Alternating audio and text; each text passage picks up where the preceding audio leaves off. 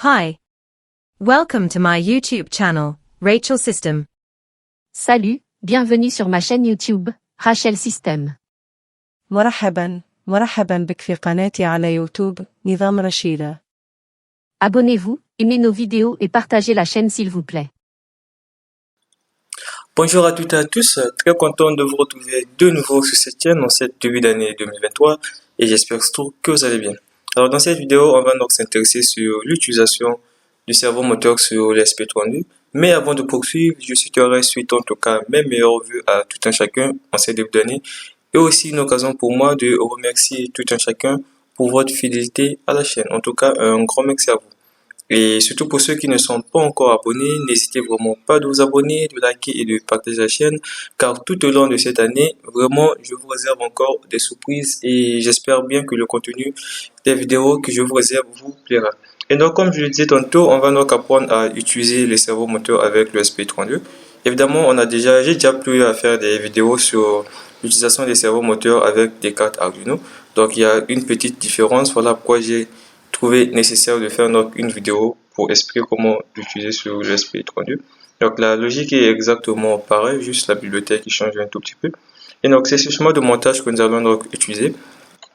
Et comme on le sait, l'USP32 fonctionne avec 3,3 volts alors que le cerveau moteur que nous allons donc utiliser fonctionne en 5 volts, raison pour laquelle on va utiliser une alimentation externe. Donc comme vous pouvez le remarquer sur le schéma, c'est vraiment important de connecter la source qui est le GND plutôt, donc la borne négative de l'USP32 avec la borne négative de la source que nous allons donc utiliser pour alimenter notre USP32. Et si on ne le fait pas, rassurez-vous, ça ne va pas marcher. Donc le chemin de montage est là, je vous laisse le réaliser. On va donc s'intéresser à la programmation. Mais avant cela, on va utiliser une nouvelle bibliothèque. Comme je disais tantôt, ce n'est pas la même bibliothèque qu'on utilisait sur l'Arduino. Donc c'est une bibliothèque équivalente. Donc c'est l'équivalent. Donc c'est fait pour remplacer en quelque sorte l'ancienne bibliothèque qu'on avait eu à voir, qu'on utilisait avec l'Arduino. Et sur l'ESP32, il y a donc une nouvelle bibliothèque, d'où le nom ESP32 Cerveau. Donc c'est exactement l'équivalent, ça fonctionne exactement de la même manière, comprennent exactement les mêmes trucs avec quelques différences et tout. Et donc pour l'installer, on va donc ouvrir le gestionnaire de bibliothèque et pour simplifier la recherche, on écrit juste ESP32 Cerveau et on va donc voir que cela s'affiche. Donc la bibliothèque que j'ai utilisée, c'est cette bibliothèque-là, ESP32 Cerveau. Donc vu que c'est un cerveau de 0 à 180 degrés, voilà pourquoi j'ai pris cette bibliothèque. C'est qu'en bas permet de contrôler les cerveaux de 360 degrés, ce qui n'est pas utile pour moi vu que c'est pas ce genre de cerveau moteur que j'ai. Et donc on va installer cette bibliothèque. Pour ma part, c'est déjà installé. Donc je vais juste le refermer. Donc pour ceux qui ne savent pas où chercher ça, c'est dans Croquis. C'est dans Croquis, inclure une bibliothèque et on va cliquer sur gestionnaire de bibliothèque. Vous allez vous retrouver sur la page où j'étais et vous faites donc vos recherches. Ok, si vous remarquez dans ce programme, en dehors du nom de la bibliothèque que j'avais inclure ici, ESP32 Cerveau qui change, tout le reste du programme est exactement similaire à ce qu'on faisait sur l'Arduino.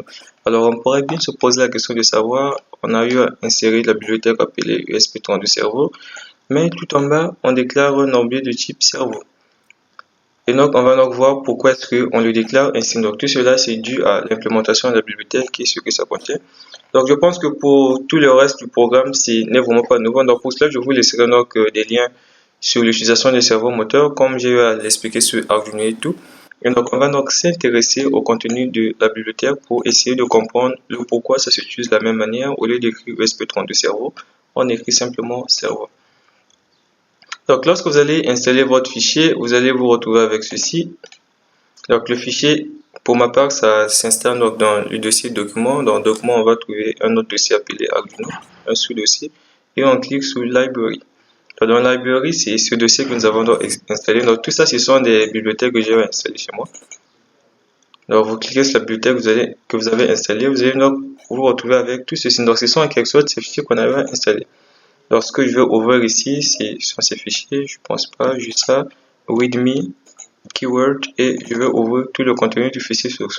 Et donc, même lorsque vous remarquez, le contenu du fichier source, c'est tout ça. Donc, lorsqu'on insère la bibliothèque ESP32 Cerveau, c'est en quelque sorte tout ce contenu qu'on insère. Donc, c'est très différent de la bibliothèque cerveau de l'Arduino, bien que le fonctionnement est pareil, mais la programmation diffère un peu. Donc, on va ouvrir tous ces fichiers. j'ai déjà ouvert ça sous Sublime Text.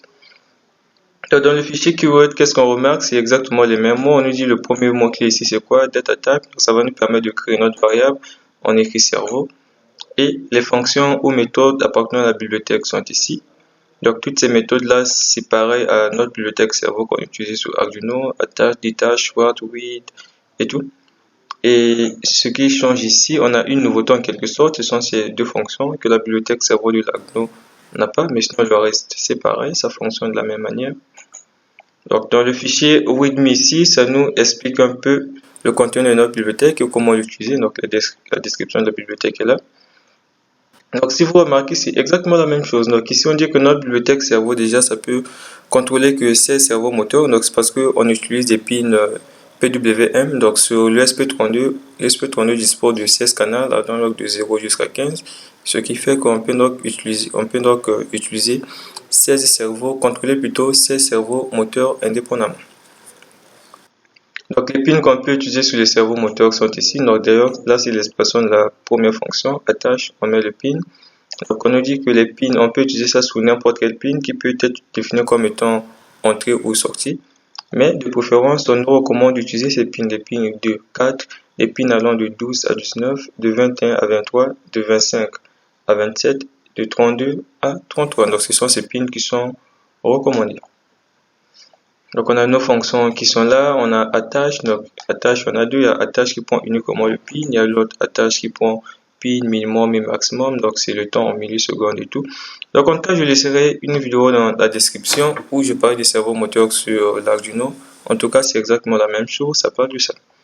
Donc what microsecond, with microsecond et tout, donc c'est la même chose, c'est exactement pareil et ce qu'on faisait donc sur l'Arduino. Donc vous pouvez aussi essayer d'ouvrir le fichier et lire par vous-même, mais sinon c'est exactement pareil. D'où le pourquoi je ne vais pas trop me focaliser dessus pour éviter de tirer en longueur de la vidéo. Et là ce sont donc ces deux fonctions donc appartenant vraiment uniquement à cette bibliothèque que la bibliothèque cerveau du l'Arduino n'a pas. Donc la définition aussi à côté et tout. En quelque sorte dans le fichier readme vous allez vraiment trouver toutes les informations qu'il faut pour cette bibliothèque. Et donc moi je vais juste m'intéresser à ce fichier. Donc, je fais un peu de descendre en bas. Donc, si vous remarquez ici, donc, notre fichier, ça s'appelle esp32.cerveau. Donc, esp32 plutôt cerveau.h.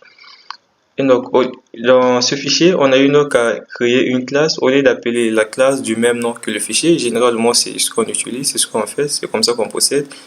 On crée une classe du même nom que le fichier qu'on avait à définir. Mais ici, ils ont appelé leur classe cerveau. Donc, c'est la programmation orientée objet, on est en C++. Donc ici, ils ont créé une classe appelée cerveau. Au lieu de l'appeler par esp32 cerveau, ils l'ont simplement appelé cerveau. Donc d'où le pourquoi, lorsqu'on insère notre fichier esp32 cerveau.h, donc pour créer une variable ou un objet appartenant donc à cette classe, on est obligé d'écrire cerveau. Donc si on met esp32 cerveau, ça ne fonctionnera pas. Donc on est obligé d'écrire cerveau comme on faisait sur l'Arduino. Et comme on peut le remarquer, le constructeur de notre fichier, ça ne prend aucun paramètre en compte. Donc, d'où le pourquoi, lorsqu'on insère donc notre bibliothèque esp32 cerveau, pour créer une variable appartenant à la bibliothèque esp32 cerveau, on écrit simplement cerveau, comme c'est écrit ici. Et ensuite, ici, c'est le nom de la variable. Là, vous pouvez écrire ce que vous voulez, mais j'ai préféré garder le même nom, mais écrit en minuscule.